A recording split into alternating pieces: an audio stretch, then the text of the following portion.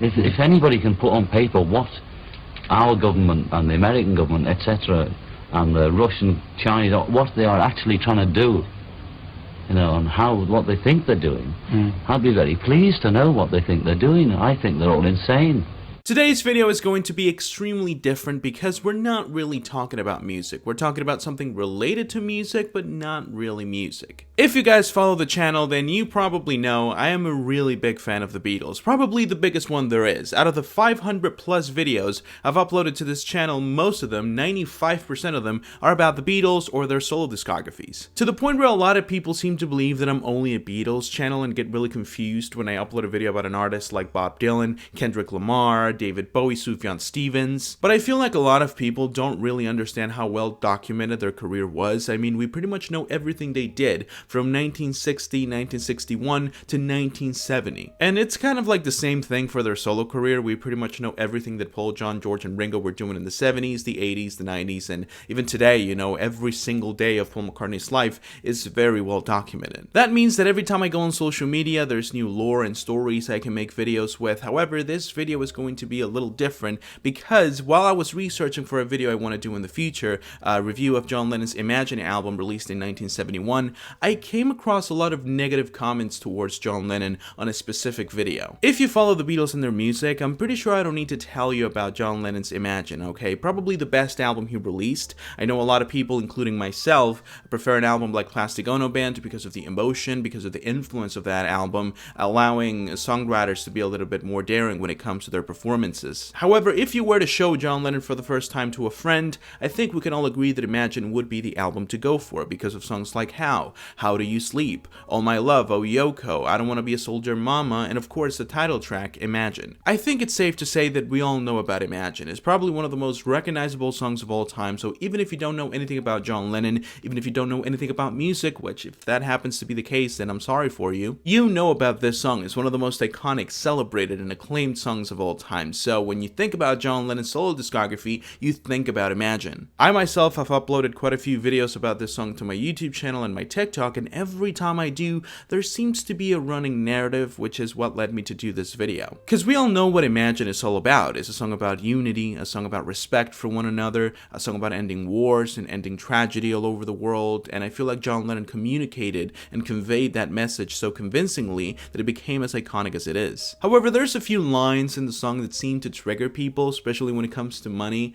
and religion. You know, money and religion causing conflict in society. When have I heard that before? And based on John Lennon's background and how ingrained politics seem to be in our brain right now, there's a lot of people that have a problem with the song Imagine and with the overall, you know, peace and love persona of John Lennon, especially when you go to the early 70s. We say violence begets violence, and the establishment are getting more violent, and they're getting violence back, but, you know, they're losing.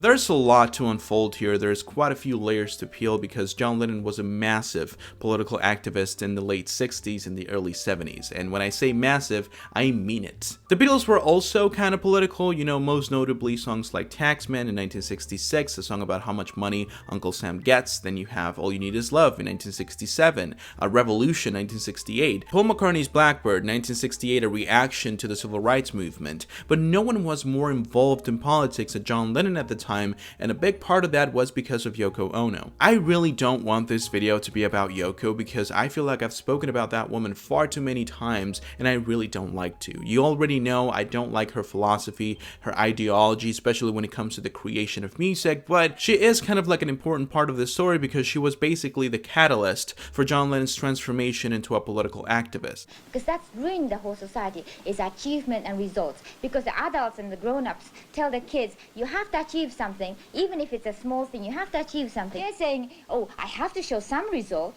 you know, so they patch up a result. Now, if you want to understand why people complain so much and call John Lennon a hypocrite because of Imagine, a song that talks about peace and love and respecting one another, we have to take a look at the man's life around 1968. He was doing some really questionable things. There's a lot of things I could say right away. There's a lot of cheating allegations, domestic abuse allegations, and neglecting your child allegations, but I don't really want to go into detail about those, mainly because conveniently, they came up after he died. So he wasn't here to defend himself. himself, and I feel like spreading a bunch of allegations and stories that are very disjointed and have changed a lot over the years, by the way, is not okay, and it doesn't really do the man's legacy justice. However, it's definitely true that John Lennon had attitude issues and anger issues around 1968, 1969, probably because of heroin, because he was quite hooked on it around that time. And you don't need to believe me or any of the hundreds of people that have talked about it over the years. You can just look at some of the interviews and see how defensive and how disrespectful he was to the interviewer and, you know, to the questions overall, with such sarcasm behind them.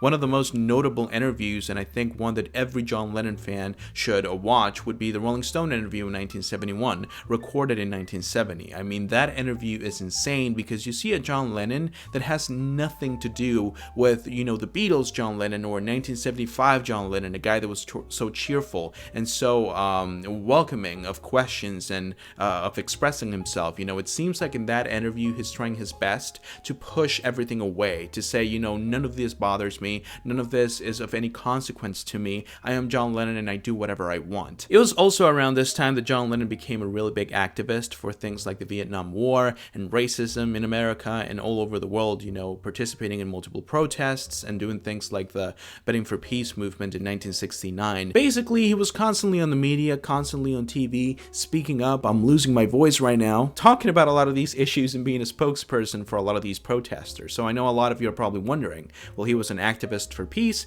so he made a song about peace. Where's the hypocrisy? Well, technically it sounds really nice, but when you actually look at the interviews and when you look at the protests and when you look at the Betting for Peace movement, for example, there's a huge hour of the whole thing on YouTube you can watch on the Yoko Ono channel. You can see that he didn't really carry himself that well. He was very defensive, aggressive, and it seems like he wasn't open to arguing with anyone. It seems like he was only there to point fingers, taking a moral high ground, and that's not really the best way to go about it, at least when, you know, we're talking about politics. Oh, do you want nice middle-class gestures for peace and intellectual manifestos written by a lot of half-witted intellectuals and nobody reads them? That's the trouble with the peace movement. I personally don't like this era of John Lennon at all. I feel like he approached very complicated issues with a very innocent and childish mindset. You know, the whole Betting for Peace movement, for example, the whole idea was, first of all, to get the media in the room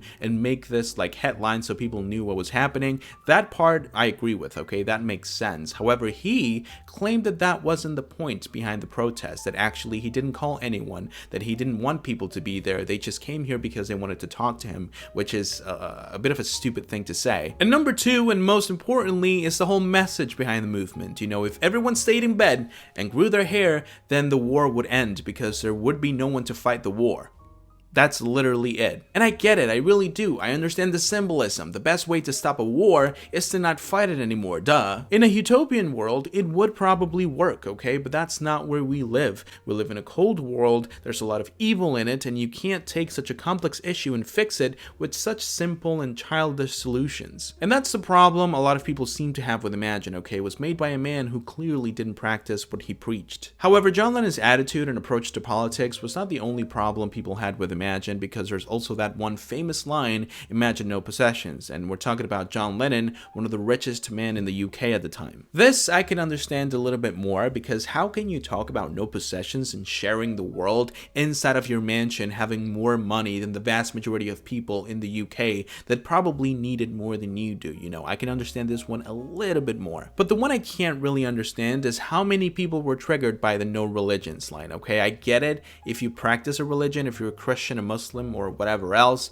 I see how this is a little alarming, but when you think about all the problems the world has gone through, you know, all the tragedies the world has gone through, and you only need to look at history to find more than a few because of religion, it's kind of understandable why someone that doesn't believe, that doesn't get anything out of religion, would look at the world and say, yeah, it would be way better without religion. And this is a debate that's kind of pointless in my opinion. I've never seen a believer and a non-believer agree on the topic of religion. You know, it's always going to to be a disagreement, which is perfectly fine. You know, people don't need to agree with each other. We just need to respect each other. But the fact that a lot of people seem to weaponize religion against John Lennon, claiming that he doesn't know anything about love and peace if he doesn't believe in God, I think it's kind of stupid. This is the only one that I don't understand at all. So I want to focus on the other two. You know, the fact that he spoke about peace, love, and respecting one another, and he did exactly the opposite. And then the fact that he talked about no possessions and sharing everything in a communion of brothers, as he says in the song, and he was a rich man who had multiple properties and had more money than he knew what to do with.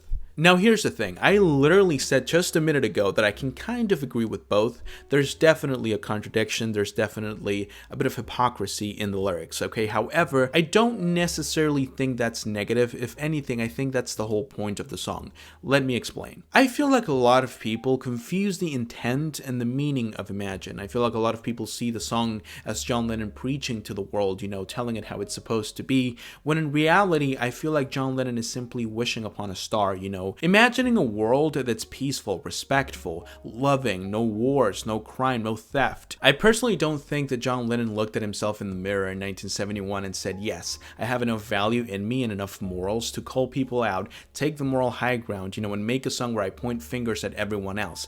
I don't think that was the point. And same thing with the money. You know, I feel like a lot of people have this weird argument whenever you bring up the fact that maybe we should give more money to the poor, maybe the rich shouldn't be so fucking rich. Maybe we should be a little bit more charitable. Maybe one single family doesn't need 15 fucking houses. Maybe one man doesn't need like 4 different planes. Maybe, just maybe, we should help out a little more. People immediately think that you're talking about communism or something stupid like that and tell you, hey, why don't you start? Go ahead and give all your money away and see if you like it. Well, that's not the point. I'm talking about everyone as a whole helping voluntarily, you know, giving money to people who need it just because, you know, we want to do something nice. I feel like that's what John Lennon was talking about here, and honestly it makes total sense to me. You can have a mansion, you can have 2, 3, 4, I don't care, but use some of that money to help people out as well. Look at George Harrison, for example. Look at that fucking castle, and still the man was known for multiple massive donations to charity, including a whole concert for Bangladesh. And I know for a fact that there's going to be a lot of people disagreeing with me in this video, and that's perfectly fine. Part of the reason why I make these videos in the first place